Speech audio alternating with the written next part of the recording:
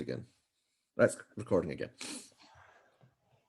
Good evening to you. Now, what I don't know, even though you're a long-lost friend, what I don't know is what the hell I'm supposed to call you. Should I call you Stephen? Should I call you Mr. Seggie? Should I call you Seggitorial? I like that handle on Twitter.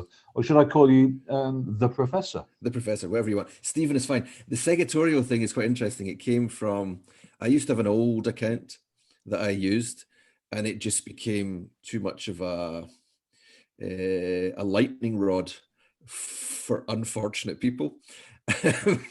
So I closed the account. And at the same time, I was writing a column for a kind of Middle East business website.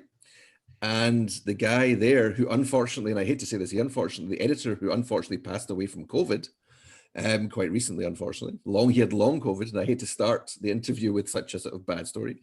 But he had suggested that sort of editorial, seggitorial. So the name of the column was Seggitorial. So when I was opening a new Twitter account, I decided to call it Seggitorial as well. I like that handle. It's always stuck, and I've always remembered it when it's come to tracking you down if you don't automatically flash up in one of my channels. What I do realise, and I should have said at the start, and it sends a little bit about the tone of our relationship, is that over the years I've interviewed on this channel, which is the sport vlog, I've interviewed people from Turkey, I've interviewed people from Poland, but only now when I'm interviewing you have I realised that I need to become more competent at using subtitles. You're very polite. I remember, I tell you another story as well. So I went to see, when I lived in Ankara, many years ago, I lived in Ankara. And I went to see Train Spotting. No, not Train Spotting, Acid House, with a bunch of Americans. And of course, I think there was probably, so it was in English, because in Turkey, they don't dub the films, they subtitle the film. So the film was in, I say English quite loosely, and the subtitles were in Turkish. So these were Americans that didn't speak Turkish. They had no idea what was going on. And they spent their whole time turning to me saying, what did he say? What did he say? And obviously, it's like, half of it's swearing anyway, but it's just like, what did he say? What did he say? What did he say? And I spent my whole time just explaining or trying to explain as much as I could the film and, this, that, the next thing. But yes, it can be difficult to, especially because, if somebody's Turkish or Polish, they're probably cognizant of the fact that it's their second language. They're more careful. When I speak French, I'm more careful when I speak French. But when I speak English, it's just like, blah. So it's, yes, I can imagine. Well, I don't know why, but I seem to have a penchant for remembering things that are completely irrelevant and not necessarily the most appropriate things that should be top of my list of memories. But somebody said, and it was obviously somebody like Serkan or Bilan, prior to our first meeting in Istanbul, that said, this guy is the Gary Lineker of Turkish TV. That's not my opening line now in terms of how I would introduce you, but Stephen, who are you? Because so I can explain that a little bit. Who is this wider audience that are listening to this Scottish guy that's having a good yap with Mr. Stores here? Who are you? What do you do for a living? Okay, so what I do for a living. So I'm a marketing professor. My professional full-time job is a marketing professor. So I teach marketing and innovation, customer-centric innovation, to master's students in France in one of the elite grande écoles, as they call them in France. So the finishing schools for the elites. So I teach the brightest minds of France. I also direct the EMBA, so the executive MBA. I'm the director of that. At the same time, so prior to France, as you know, I lived in Turkey for a long time. I graduated from Glasgow University, or the University of Glasgow rather, in '95 with a degree in political economics. Decided I wanted to leave Britain, had been hitchhiking through Europe, although if my mother's listening, she doesn't know yet. So there's two things my mother doesn't know. That she doesn't know that I've got tattoos everywhere, and she doesn't know that I ever hitchhiked through Europe. And I don't know which one I really don't want her to find out. I think the hitchhiking would be worse, because even now, like, this was 30 years ago, but I think now she'd still be like scared about the fact I hitchhiked through Europe. So I had a friend who was teaching English in somewhere in the Basque Country in Spain. So a place called, I think it was called Vergara or Bergara, something like that, near San Sebastian. Right. Near, or Donostia as they call it. And that's another thing as well. I was getting a bus one day to San Sebastian and I asked for a ticket, and my Spanish was, I don't know, envié por favor, por San Sebastian, or whatever the Spanish is for four. And he kept giving me a ticket for Donostia. And I'm like, no, I don't want Donostia. I want San Sebastian. And we had this go back and forth, and he didn't speak English. I didn't speak Spanish or Basque, whatever they were speaking. And then this guy behind tapped on my shoulder and said, yeah, the Basque name for San Sebastian is Donostia. So that's why he's selling tickets. So anyway, I had a friend there who was teaching English, and he was just like lounging about essentially. And I thought, I can do that. I can lounge about for a year. So I actually ended up in Turkey, ended up in Ankara, then kind of flitted from job to job in Ankara, did some HR stuff, worked for Bilkent University for a bit as a kind of manager, middle manager type position. Then found myself I did an MBA at Sabancı University in Istanbul, met my wife. We went to America. I did a PhD in marketing and international business. Then I went back to Turkey, to Bilkent University again in Ankara for a short time. And then I went to Özyeğin University. I was the first member of the faculty of Özyeğin University, which was quite interesting to be at the beginning of a founding of a university, which was kind of interesting in itself. And then in 2016, 17, whatever, decided probably, Turkey was getting a bit hairy. Decided it was probably a good time to leave. And yeah, we've been in France since then. I'm married. I have a 12-year-old moody, temperamental daughter. So, and I now teach marketing and the football thing. So when I was in Turkey, I had a friend who worked, this guy, Ben Holland. He was a journalist for Bloomberg. And he also had a column for Radical. Radical. Of course, yes. Or the old news doesn't exist anymore. So he had a column for Radical, and he wrote about football. And he had like 2 columns that he used to write, just like regurgitate them over and over again. And one of them was how the Liverpool Istanbul final, Liverpool AC Milan, was the best game of football ever played, ever. That was one standard column. He was a big Liverpool fan. And the other column was about how he hated Fenerbahce. So that was the 2 columns he had. And so my wife had an operation for her thyroid, and the doctor was this guy called Mete Duren. And Mete Duren is a very famous surgeon.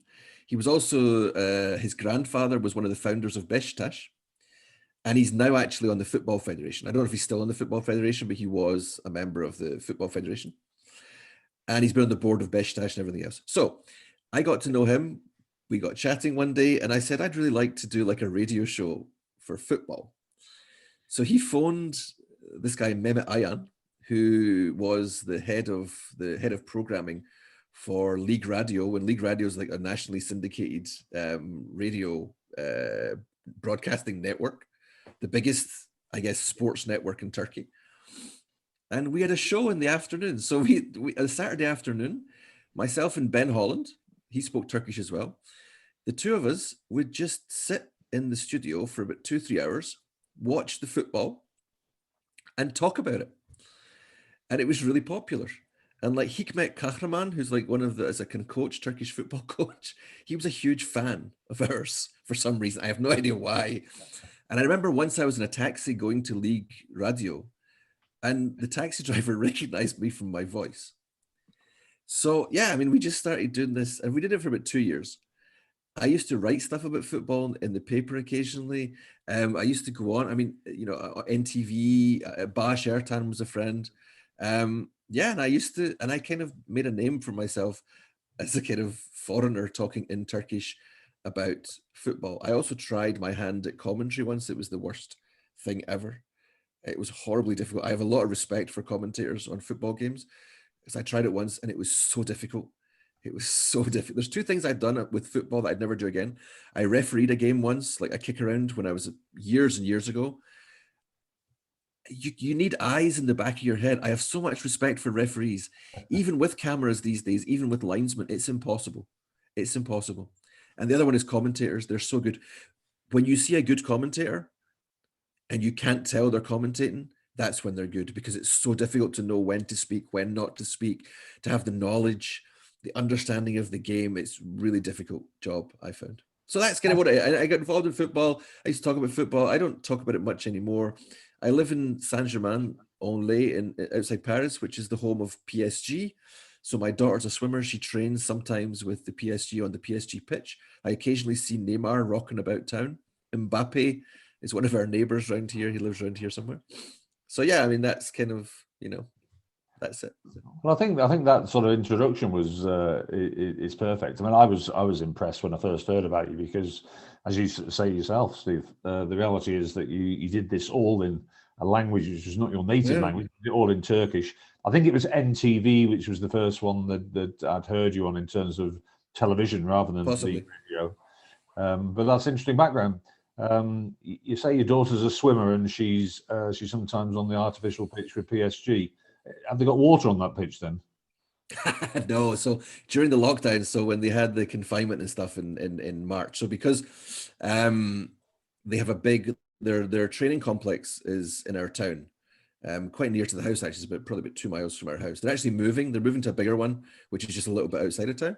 But their training complex is in town, and they opened their complex maybe in April or May, when the pools were still closed during the first kind of confinement.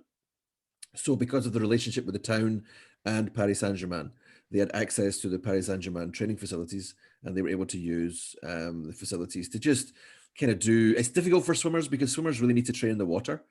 Even Absolutely. the kind of, because the movements they make are so, unique, and the substance you're in is water, so it's got resistance, but it's also doesn't support you, but it does support you, kind of thing. So, but they trained for a couple of months, sort of June, July, I guess, maybe May, June, July, on the PSG facilities.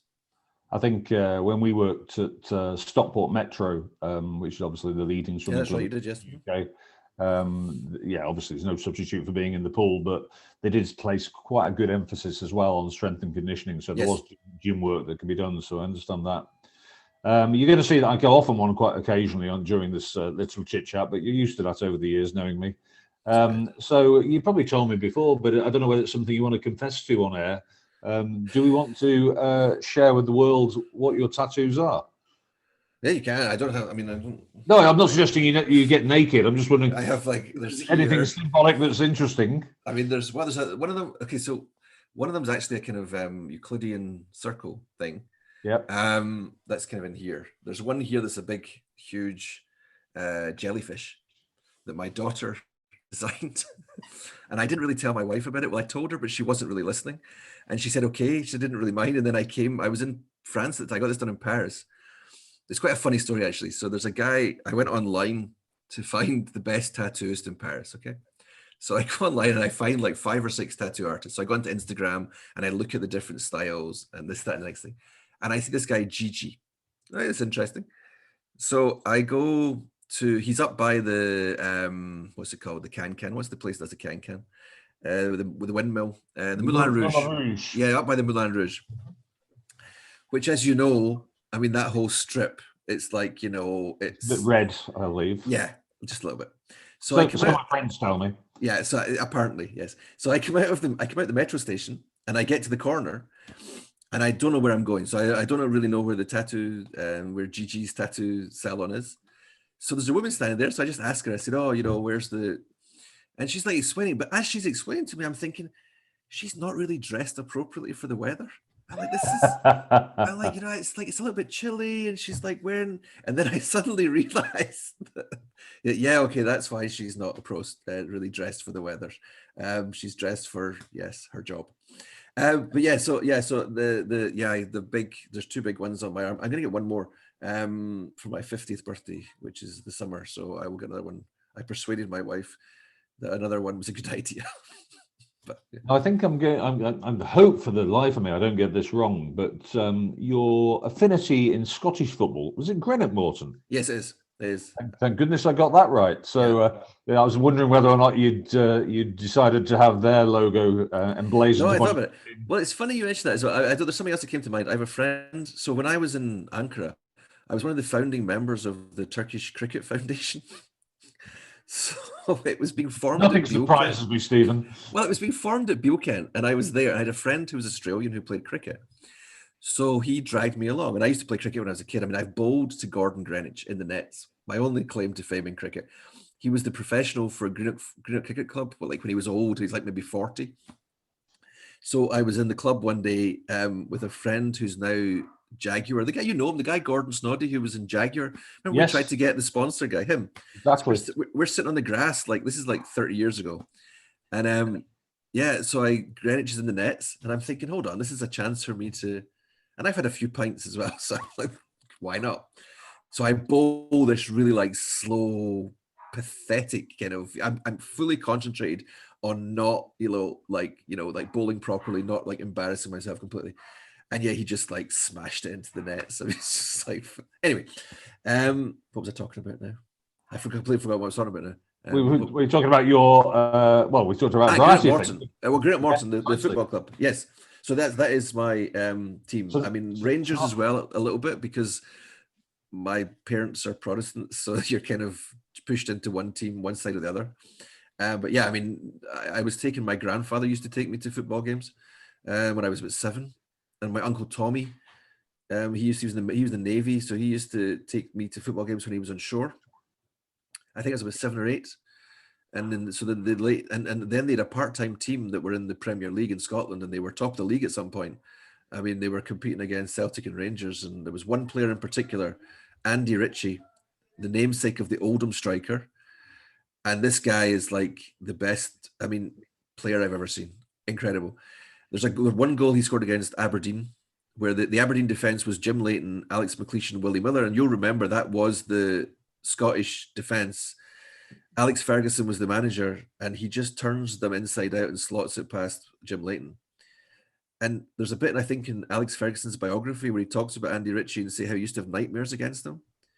And there's stories like he'd be on the pitch, and he's a big lad, a little bit overweight, and really, really skillful with the ball. And he would stand in the middle of the pitch. He'd have the ball in the middle of the pitch, and he'd point to like the goalkeeper, like Jim Leighton, and say, "I'm going to hit it over your head." And Leighton's standing there going, "He might." So, but it goes back to the day of, there's a story as well. I don't know if it's true or not, but it's apocryphal. I'm not really sure. Where, and small grounds. You go to Stockport County, so you know what small grounds are like. There's like 3,000-4,000 people on the ground. You can hear every word that everybody says. And people give abuse to the players and stuff like this. And there was one guy just giving Richie abuse. Let's just say, you're fat this, fat that, fat the next thing. And Richie just stops and turns to him and says, "Yeah, but you paid money to watch me be like this." And it's great. I mean, so just I was brought into football then. I now there's a Morton Club Together kind of fan ownership scheme that I'm a member of as well. So I'm now, I guess, a part owner, or will be. I was going to ask that. You're an official shareholder. Yeah, what does that mean? How is it looking, and is it going well for the club? I don't know. I mean, the club, it's like many clubs, as well, Adrian. It's a small fan base, 2,000-3,000 people. It's the west of Scotland, so it's a huge draw towards Rangers and Celtic. You see this in Stockport as well with Manchester United and big clubs, Liverpool and all these, the big draw of these big clubs. There's been the owner, there's an owner for many, many years who owns Golden Casket Sweet Factory. He ran it, and he paid, he was spending loads of money. His son, he died recently. His son came on board and wanted to get rid of the club. So the Morton Club Together thing was founded. I contribute to it. I mean, I guess we're not taking over it yet, but I think, we will take over the club, I guess, within the next 6 months or so. We'll see. I mean, I don't know. It's funny because this is a really bad story. I probably can say this on air. So one of the guys who's the convener of the Morton Club Together was an ex-boyfriend of my sister. Now, that's not very interesting. Although he wrote to me as for something, they were collecting money, and he wrote to me, and he asked me, "Are you Alison Seggie's younger brother?" And I said, "Yes, I am, blah, blah, blah." Now, his name's Gordon Ritchie, but he had the best nickname I've ever heard in my life. And I watched, who's the comedian Greg, the really tall, blonde-haired guy? He's called Greg something. The guy I mean? I don't know if you know the guy, English comedian. And he always, he does a... think who that could be. Okay, he's on these Would I Lie to You and all these kind of QI type programs. He's one of the he's with Richard Osman quite a lot. One of these guys. And he does this whole thing about nicknames and this thing in his sketch. And this is the one nickname that I think if I went to his show, I would shout out. So the guy's name was Gordon Ritchie, and he's a lawyer. I mean, he's like the most respectable member of town. His nickname in school was Mabozzer. Mabozzer. Mabozzer Ritchie. You definitely can. It's just like the best nickname. And I've told a few people who are on the Morton Club together who don't know him from school. And I'm like, by the way, this guy's nickname is that. It's just like, yeah. So anyway, so we're involved in this. I don't know. I think within the next 6 months, we'll be taking over the club. Who knows what happens then? I mean, it's exciting, I guess. I'm not that involved because I'm in France. So it's difficult for me to get involved with it. But I mean, I like to go back. I mean, I like to travel. One thing I've missed a lot in the confinement is going to football matches. I mean, I think you probably have too. It's just like, I now regret the times I didn't go because, you're just like, oh, I can go next week. It doesn't matter. Now it's like, shit, I really want to go to a football match. So, I mean, I'm looking forward to that. It's interesting listening to you, and it's in my mind is going full circle to when we first got together, because around that time you asked me, did I know Radical earlier on in the conversation? Yeah, Radical ended up writing a full feature on me and my colleagues because that's right, yes. I brought FC United across to Istanbul, talking about this concept of fan ownership and could it ever work out there. Admittedly, you're talking about it in Scotland, but I always do watch with interest in terms of supporters' trust getting involved with the running of clubs, and it certainly is a model that can work. I suppose it's like anything else in life; it depends on who the people are that end up being at the helm. I think it's a very difficult. So there's probably 5 or 6 people who are running the trust, and one's a lawyer, one's an accountant, and there's a marketing guy who works in. I think he also works for Scottish Golf. He's like one of the corporate communication guys for Scottish Golf. So professionally, they have the people there to run it, but it's a huge commitment. I mean, I think the time sink, especially when you take over the club, and I think one of the big issues, and I think about it quite a lot actually, the ownership of the club, not financially necessarily, but just community based. So the idea of there being a community around a football club, and like and it's the kind of post-industrial issue. Very much so. You see this. I think Greenock was a shipbuilding town, so the guys that worked in the yards would come out on a Saturday lunchtime and they go to football, and there's like 20,000-30,000 people. You see the pictures of like Hampden Park, Rangers Celtic games with 170,000 people. I mean, it's like incredible numbers, all with their little rattles and stuff like shaking around and all this stuff. And it was a real sort of working class sport. It's now 20 quid to go and watch Morton in the second tier of Scottish football. That's a lot of money. I mean, okay, I can afford it. I'm a professional. I can afford it when I go back. It's fine. But that's a lot of money. If you want to take, your kids there, 2 kids, it's like 60 quid for you and your 2 kids to go there, plus any food, transportation, whatever that you do. So I think incorporating the club back in the community, and I don't know what that means anymore. What is it in this sort of technological era that we live in today? What is a community?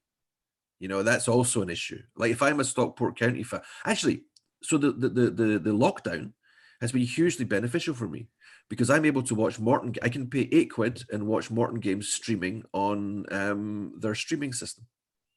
Well, I've suddenly become the most loyal of supporters of Stockport County you can imagine, because I watch every game home and away.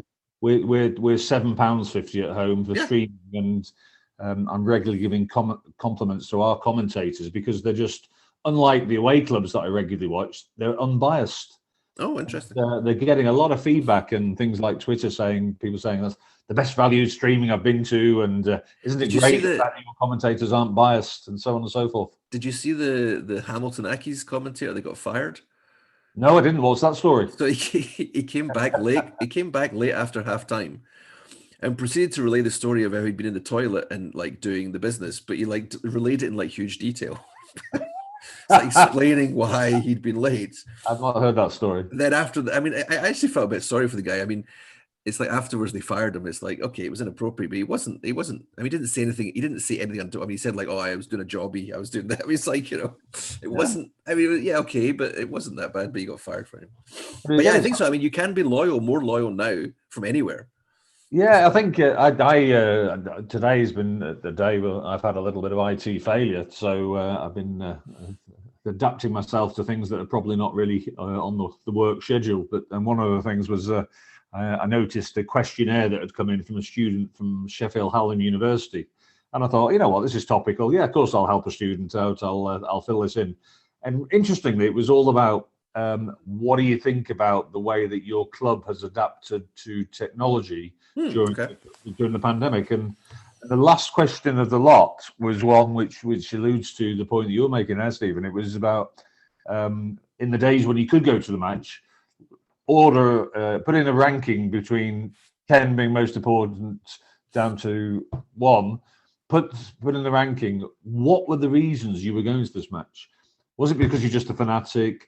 Was it because you appreciated the communal side of things? Was it to get away from work? Was it because you needed a beer? And so on and so forth. And it just had a schedule of things down there.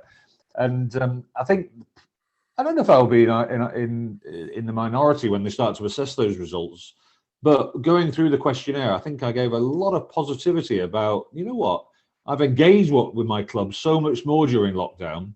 And the main reason for that is because everything else I used to do on a Saturday invariably is called off. So Yeah. my Saturday is now my live streaming, watching Stockport County at home or away. Yeah. No, I mean, yes, it allows you access to, I mean, I could pay money to watch, the Premier League, streamed in France and on Canal 1, I think is on, or Canal 1 Plus or whatever it is. But I don't really want to. It kind of bores me a little bit. Some games are great, but other games it's just like really, I mean, some of the English Premier League football is really tedious. I actually prefer watching good football played in small clubs that are not as wealthy and in grounds that are kind of interesting, where there's a big wind blowing off the sea and where there's a beautiful view of like, the Firth of Forth or, or I don't know, various, you see some of the grounds in like the Midlands, and there it's just incredible. Just like some of the scenery, the brutality of some of the scenery, to be perfectly honest, but you get a real feel of what the club's about. Did you ever read the book by Simon Inglis? He's an author of a publication where he goes to every ground and he researches the heritage. And no, I haven't. That sounds interesting. But looking out over I think you said looking out over the Forth, it's not quite the same, but I immediately start thinking about your background in Turkey. And I think one of the clubs out there that looks out over the sea is Denizlispor, isn't it? Yeah, I think Denizlispor does, yes. There's a few, I mean, even Beşiktaş looks over the kind of Bosphorus. Right. As well. Denizlispor does as well. I think the stories behind football interest me. I think I watched something last night on Sky, the story of Dick Campbell. I don't know if you saw it. No, I didn't. So Dick Campbell, he's like the Arbroath manager, and he's been the Arbroath manager for like, I don't know, 10 years maybe, or 5. I don't know how long he's been Arbroath. I mean, he's been kicking around as a manager in the lower echelons of Scottish football for, as long as I've been around. Him and his brother, he's got a twin brother, they're co-manager, or one is the assistant. And also they run a care home. Is like his brother owns like a care home and he manages the care. I mean, they're independently wealthy outside football, but they're also, they've managed clubs on a part-time basis for a long period of time. And by all accounts, for people I know in the game who are scouts and stuff, they really like him. He's a really nice guy. But they do a feature on him on Sky Sports, 5-minute feature, and it's just really funny. He's just telling these stories, and it's what it's about. It's like, I remember going to a game in the Scotland game, or no, sorry, a Morton game in Capello, and there was a guy there with shorts on, tanned, kicking a ball against like the wall. There's a kind of wall next to the cow shed, as it's called, and he's kicking the ball. And I'm like maybe 18 or whatever. I go to chat the guy, and this guy's like Australian. And he's like traveling all around 92 grounds in England and all the grounds in Scotland, over a 9-month period or a year period, whatever. Yeah. And it's like you discuss with him why he's doing it, what he wants to do, what his favorite grounds. And your favorite grounds are never Wembley or Hampden or Ibrox or Parkhead or Old Trafford. Your favorite grounds are things like Huddersfield Town or like Luton or like, and because of things like, well, the view when you're standing, behind the goal or the mutton pie they're selling or, I mean, I remember, I think I went years and years ago to like like one of these like East Fife or something, and it was like a horse race track more than anything else. Like you had the white, it's not even a wall, it's like a white kind of barrier, and it's like grass. You're standing on grass as well. There's no stadium. It's like this. It's like watching it in the park. When we go swimming, or my daughter swim and she competes, there's a lot of downtime for the parents. So one of the places they compete is called Chevreuse, which is like maybe it's about probably 20 miles southwest of Paris. Beautiful small town, beautiful kind of in the forest and stuff. It's really gorgeous. Got a castle on the hill and stuff. Really beautiful town. But there's like they have, and it's like the population would be 10,000 people, but they've got a semi-Olympic swimming pool because funded by the government, high taxes, but we get that. And there's like 3 or 4 football pitches next to it. So whenever we go there, I know what time she's swimming at, and my wife knows what time she's swimming at. But the rest of the time, it's like you've got hours between, when they're swimming. So I will go and stand behind the goal and watch some amateur football game, and it's great. And it's really good. You and I would be just like you. It's great. I love watching it. There's a big park next to my parents' house, the Battery Park in Greenock, and there's loads of football pitches there. And I would sometimes just walk at my parents' house, and even do it now when I go there. I haven't visited them for a while, but go there and just watch kids playing football. It's fun. I like watching football. It's fun. Live, not so much on television, sometimes on television, but live is just great. Love it. So let me take you a wee bit back in time. Sure. It's a big generic question, the next one. But you'll keep an eye on it. I know you will. But because of your origins and being so up in the media in Turkey, what's your take on Turkish football at the moment? I mean, look, as well as I do, the structure of the way the clubs are run, the short-termism. I mean, paying the amount of money that Fenerbahce must have paid for Mesut Özil. I mean, he's been out of the game for a year. Sure, he'll be fine in the Turkish league. I'm sure he's too good for the Turkish league. But that money, I'll tell you a story. So I don't know how much I can tell of this in public, but Galatasaray were going to, I've told this story before, I think. Galatasaray many years ago, before they bought Podolski, were going to actually bring in a very, very famous Dutch football coach that I know very well. And he was going to, for about 2 million a year, was going to redesign their youth structure all the way from under 11 all the way up to under 18s. And the ROI on 2 million a year is his salary plus all the costs for running this whole youth setup. And you get every year 20 kids come out every year. 2 or 3 might go into the Galatasaray team. 5 of them are lost to the sport. Another 10 go to like lower level clubs. One kid's going to go to Juventus for 45 million. I mean, that's what's going to happen. And they cancelled kiboshed it and brought in Podolski and paid him 2 million a year in salary. And the fans are happy with that. I mean, it's also the situation, the fans are short-sighted. I think it's ridiculous given the potential. You look at the UEFA rankings, the coefficients. Scotland are now 10th or 11th, so they're in place for an automatic qualification spot for the Champions League. Basically because of Steven Gerrard and Rangers in the past couple of years, and also Celtic as well, the performance of Celtic. Turkey was there. Turkey had, was top 10 for many, many years, and now they've dropped to, I think, maybe, and even next year they'll drop to about 13, 14, the year after that, 16, 17, because they just haven't performed in Europe. They're not reaching their potential. There's too many open. I mean, it's the same old. I mean, we'd have this conversation 10 years ago. They pay too much money for old foreign players who are past their best. Yeah. There's a lot of short-termism. And look at Quaresma. I mean, great player in his prime and still playing. He's playing for, I think, Farense, or not Farense. He's playing for one of the lower level teams in the Portuguese First Division, or the Premier League, or whatever it is. But he's not playing for Porto. He's not playing for, Benfica. He's not playing for Sporting. But he was playing for Beşiktaş, and he came back from, Dubai, and then went to Beşiktaş again. And the amount of money they're paying them, that money could be spent on proper youth development. And that's what they don't do. It's short-termism, isn't it? But is Galatasaray and Fenerbahce, are they still both in the strife and financial crisis? Yeah, I mean, it's a disaster, isn't it? I mean, they're like 100 million euros in the tank, and you're still, and I am sure also that the COVID situation has really messed them over even more, because they're not going to have, and I think also Bain Sports and Fenerbahce are arguing, fighting just now over. I don't know exactly what happened, but there's all this issue that Bein Sports wants out. They're overpaying. I mean, for years they've overpaid for the Turkish league anyway. Yeah. So the amount of money that the Turkish clubs are getting from TV is huge, and it's not there's no return. And there was clearly some favors being done, whoever by Digiturk at the time, whatever. Now Bein Sports realizes there's no return on it, and they want out. And they've renegotiated the dollar down to like what 5.5 or something. They did a whole renegotiation, and they want to give 70% of the contract, and they want out. I mean, it's almost destined. I don't know. It's difficult to say. I think it's unfortunate. You look at the Turkish national team, and it's maybe half of them are from Germany, like Turks born in Germany, and your pool of players there is like really small. I mean, 3-4 million people versus 80 million kind of in Turkey. So your pool in Turkey is a lot higher. And if clearly there's something wrong with the way players are developed, there's a discipline problem. There's just not the structure in place to really develop young players at a level that they should be developed to.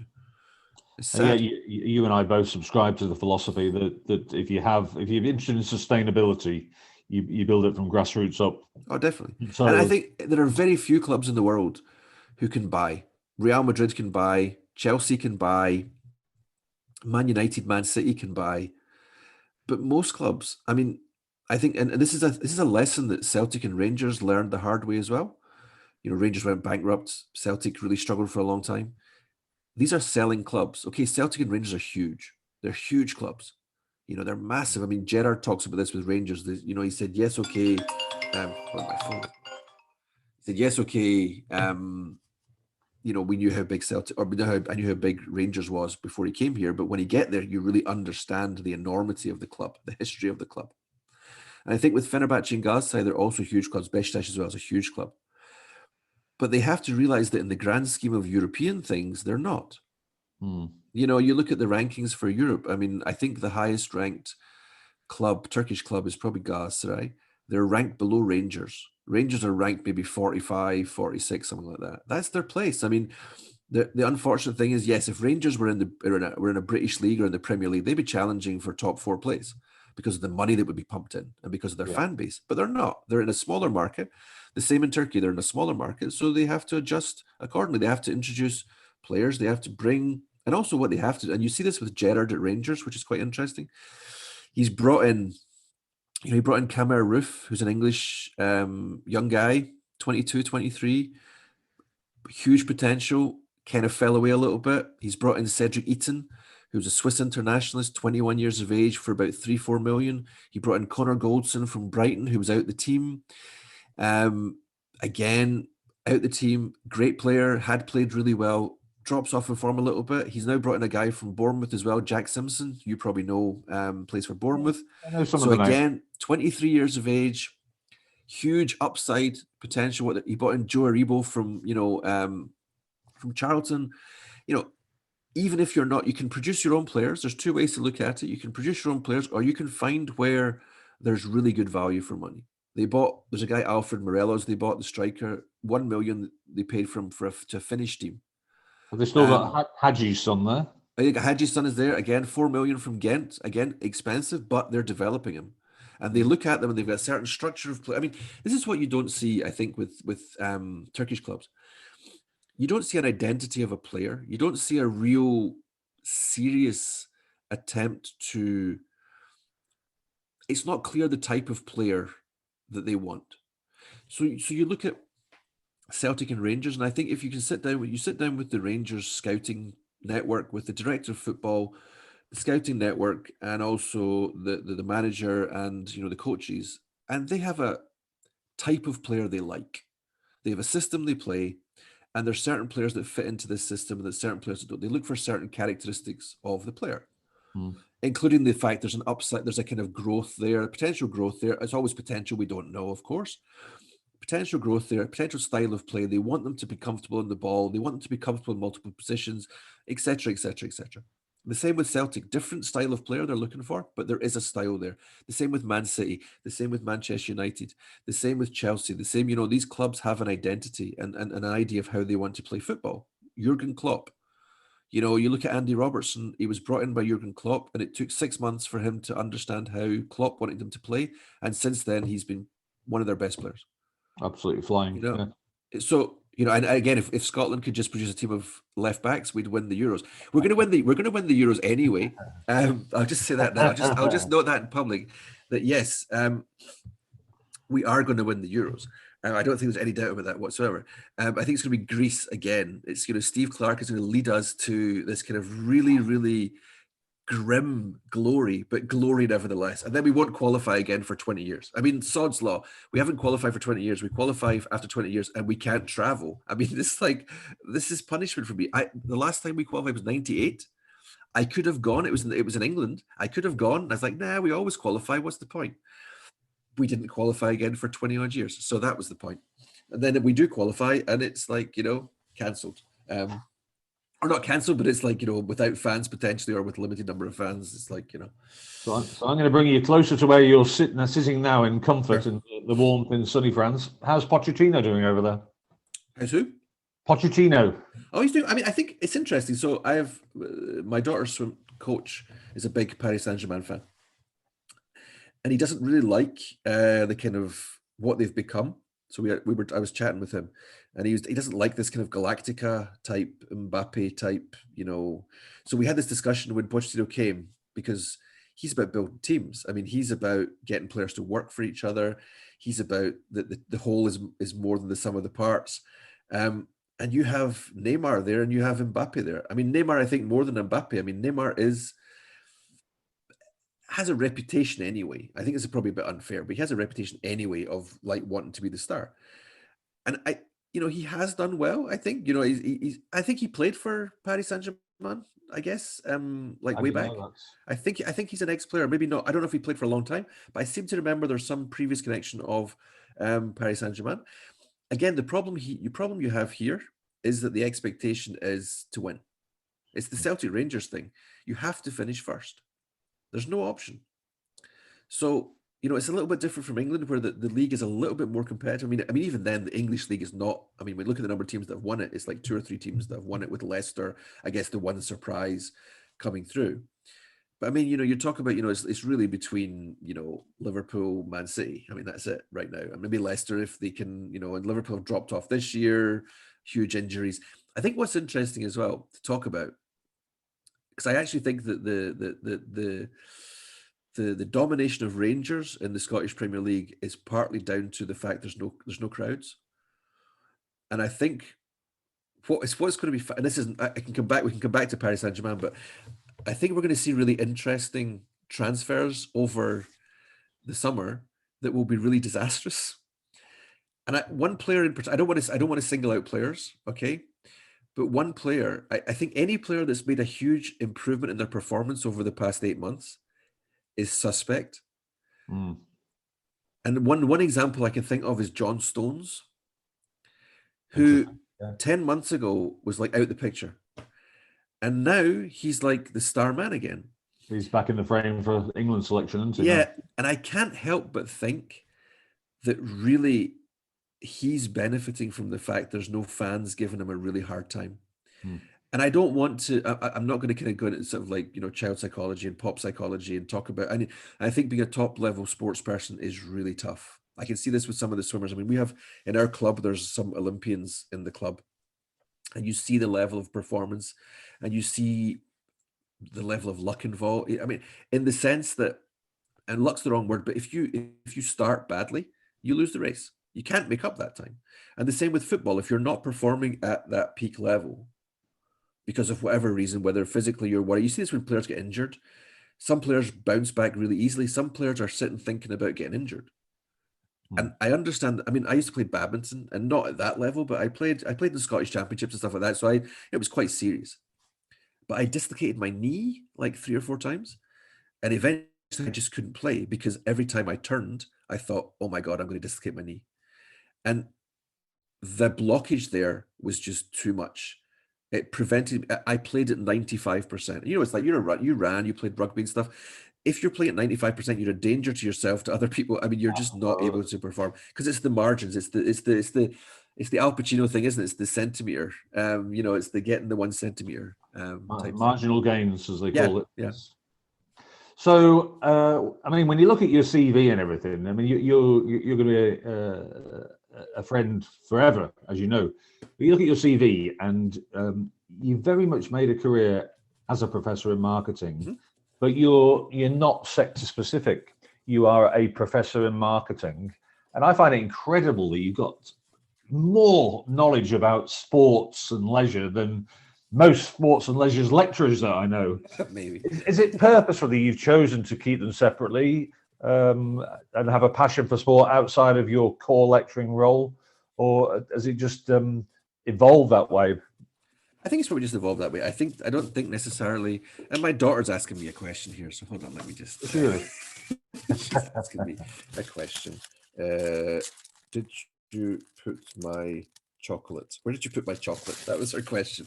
It's in your wardrobe. That's not there. It's under the jumpers and stuff. Okay. I hid the chocolate.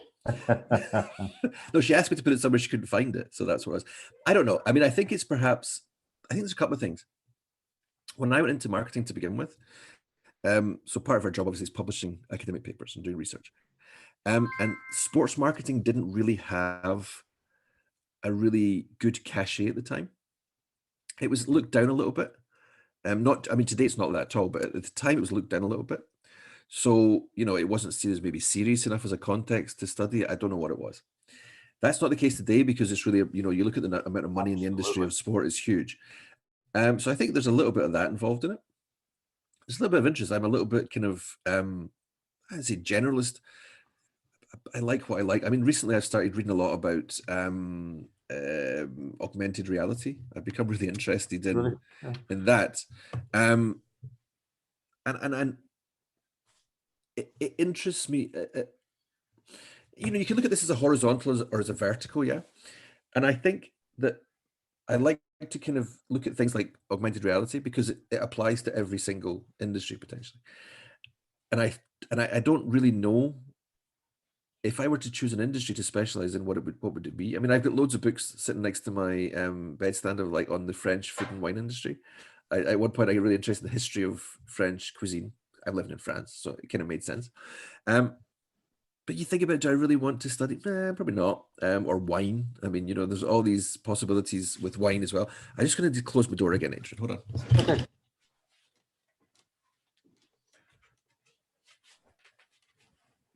You can do the funky editing. So No, I was waiting for the dog to appear next on the camera. The dogs, no, she's not. She's not. I actually just bought some artwork that was behind me. There's a picture of Yuri Gagarin sitting behind me. I don't know if you've ever seen this picture. You should be absolutely assured of the fact that, I saw that on a social media post today. Yes, indeed. Because it immediately struck a chord with me, because I've been posting about my family member Jessica, who obviously came back from space and has now got a photography exhibition of all the shots that she took in space. It's now it must be incredible. I mean, it must be. Gallery. It's the one thing I'd love to do. I'd love to go to space. I'd still love to go to space. I think incredible. I'm not fit enough or chosen one, or rich enough. I think you can buy yourself down to space. But yeah, no, I think when it comes to, we have a new colleague coming in who does a lot of work in sports marketing and sponsorship. So I think maybe with him we might do some stuff because it's interesting. I'm quite interested in sports innovation. I think we discussed this before a couple of years ago.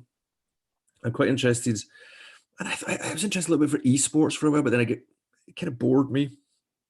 Wasn't really interesting. But I do think that some of the, I can see, so with the augmented reality, I can see where sport and augmented reality can really, really take off. And I can see, I think, where the Americans do this really, really well. You know this as well. I was talking to, there's a guy I know who's the chief executive of Motherwell. This guy, he's on Twitter, Alan Burrows. I don't know if you know him. You've seen him maybe on Twitter.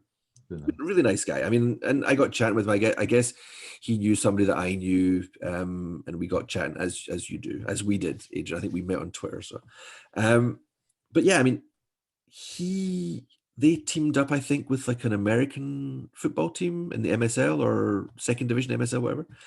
And I was discussing with him, saying, you know, what have you learned as a way of presenting the sport and a way of getting people involved? I mean, I lived in America. We lived there for 4 years.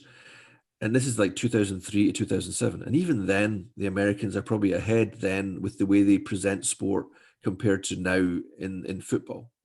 So how they present American football or basketball, or I mean, you look at all the data stuff they used to do, particularly in baseball. That was the big thing, and Very also much. the whole the money ball thing, the crunching, and all that sort of stuff. Yeah, NFL, yeah, correct. and and it's interesting because I think it's partly a function of the boredom. I mean, I don't know if you've ever watched an NFL game live or like a college football game live, but it's like one of the most tedious experiences you'll ever have. It just because it's always stopping. So they're always going to like adverts and stuff, and TV adverts and all this. And I went to college in it was a big football college, so it was always live. It was always, so they have to fill in gaps. So I think that makes them then, use technology better. And also Americans, they're brash, they're vibrant, they're outgoing, they're kind of gregarious in what they do anyway. And I think a lot of the times in football, we really just, you turn up at 3:00, you watch the game, and then you go home, and you eat a mutton pie and a really bad cup of coffee, a really bad mutton pie as well, for that matter, maybe a wagon wheel, if you're lucky, and go home. And there's a lot. It's like we're talking about the engagement thing and the community engagement. How can we get kids interested? How can we get the engagement outside of the 3:00 to 4:45 type, and it's windy and it's miserable and kids have got better things to do because they've got a cell phone and they want to play with their cell phones and stuff. So how do we really, and I think augmented reality is a great way to do this. I was reading things about, I'm going to buy myself an Oculus Rift because I actually want to see what it's like and everything. But also there's stuff with Frictatious where you can touch things and you can actually feel as if you're touching it. And it's like, you're not touching it, obviously, but you have this sensation of touching and stuff. But I think I don't know if you've done much, if you've ever looked at virtual reality or augmented reality yourself, but it's a kind of weird experience anyway. And I think virtual is a long way away. But I think augmented reality is really interesting to see what we can do with it. I think you're right. I think the last conversation I had with this was one of your fellow Scotsmen last week, and another very impressive person from your country. No reason why you should know him necessarily, but he's a gentleman that's called Malcolm McPhail, who worked his way up, starting early life in his career with Next Generation. So he's always been in the health and fitness marketplace.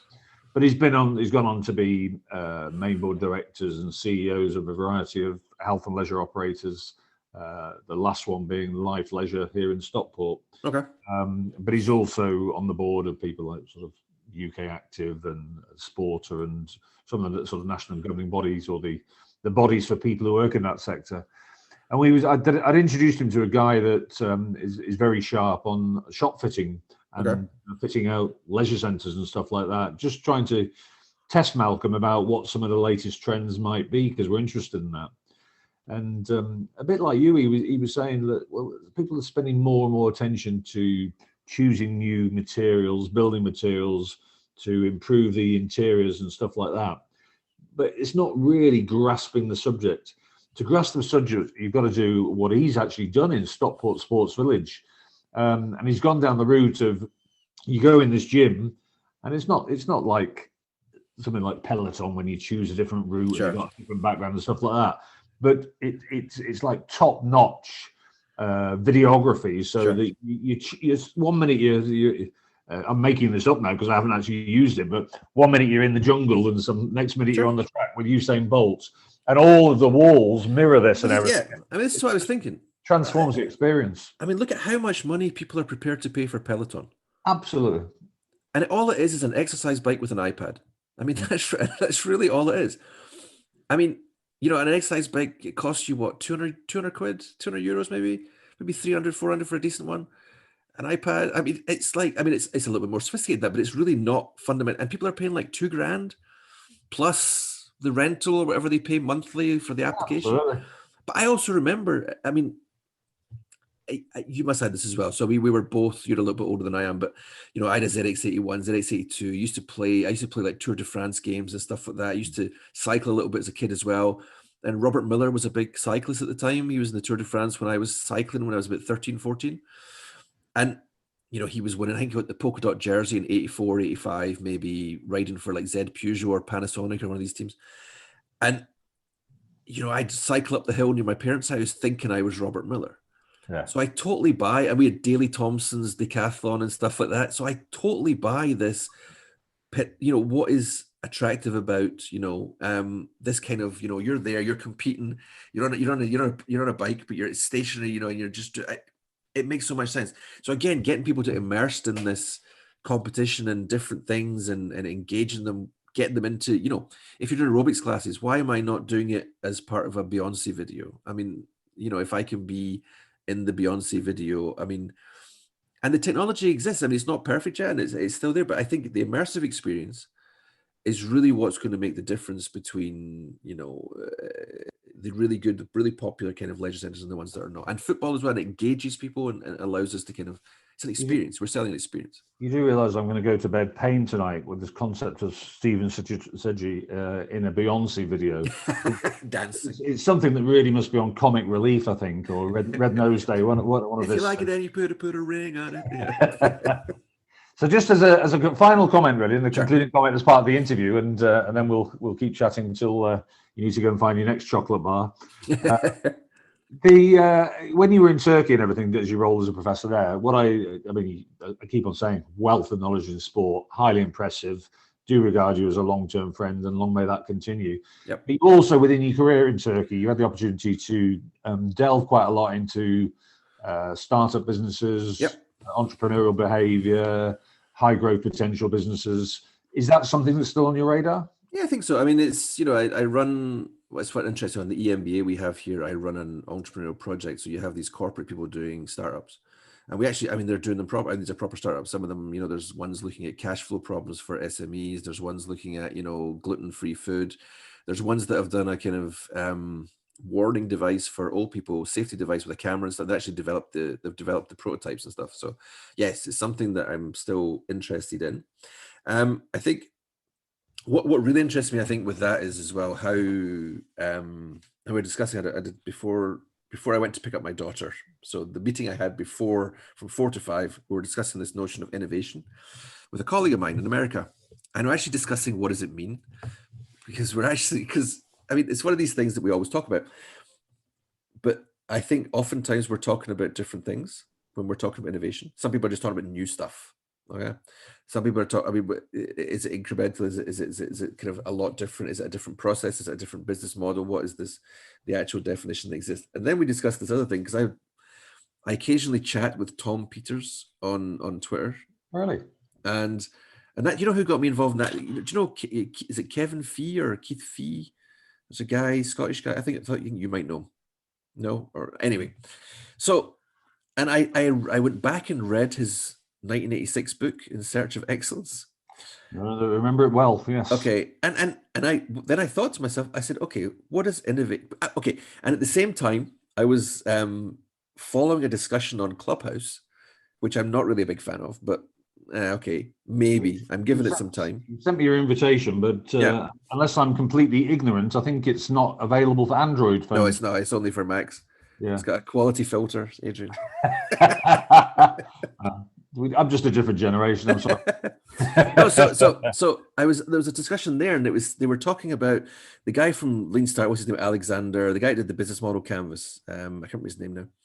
Him and a couple of people were discussing this. They were talking about what percentage of a CEO's time needs to be spent on discussing or working on innovation to make the company innovative. And they came up with this number like 40%. And I was thinking, this is just so arbitrary. I mean, and what does it mean? Like, I'm working on innovation, I'm talking about innovation. What does it actually mean? So that tied with the kind of Tom Peters In Search of Excellence thing, I started thinking about what innovation excellence meant. And I realized that I had no idea. And I think that's what it comes to. So, I mean, I don't know where I came. So, yeah, so what I'm interested in, I think, is, and this doesn't really tie in very well, but I'll try and bring it together and tie it together.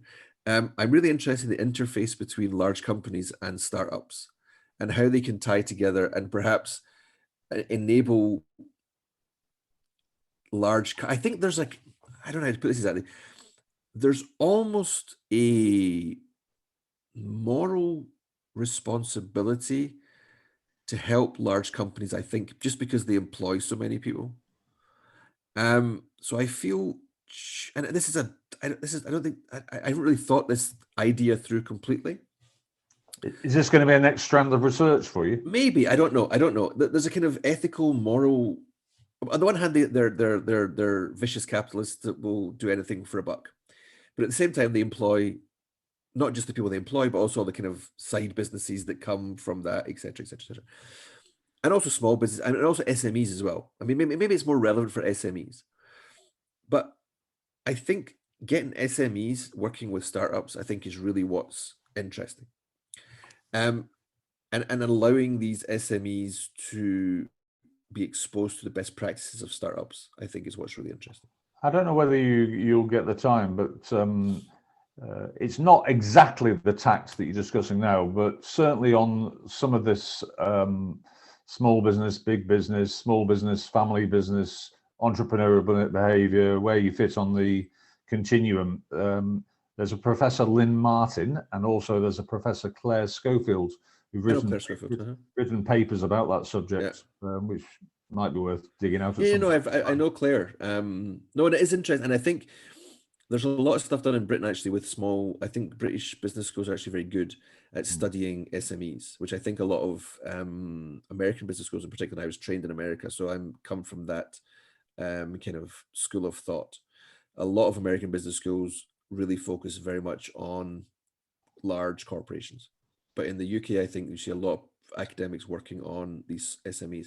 And the reality is, Adrian, and you know this as well, that SMEs they employ half the employees in the country. I mean, you know, we talk about P&G and we talk about Unilever and we talk about these large companies, but the reality is the driver of the economy really is these, 5, 10, 15, 20, up to 1,000 employee type firms. They're the ones that are really driving the economy, and they're the ones that are struggling. I think you'll see with COVID, these are the ones that are struggling.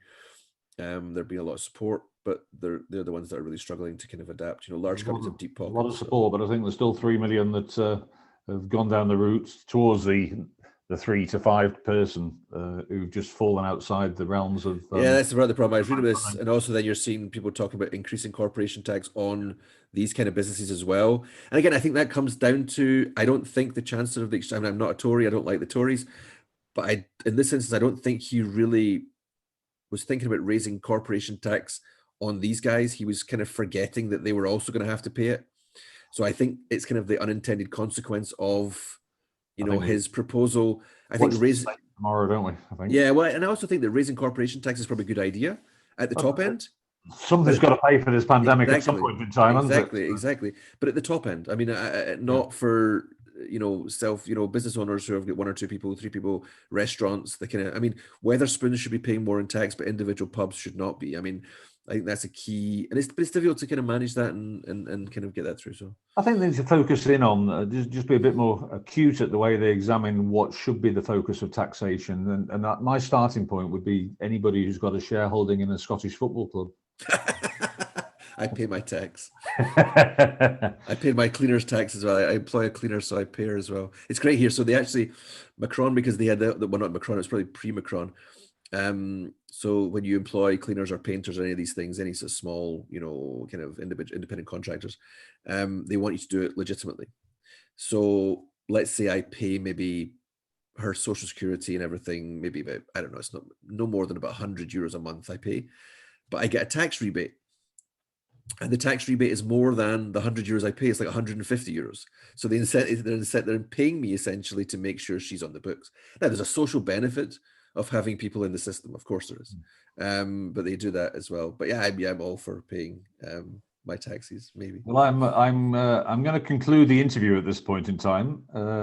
It's been an absolute pleasure. You're classified as one of my sporting genies. You followed my last interview prior to you was Dame Sarah Story. So you're in good company. Good.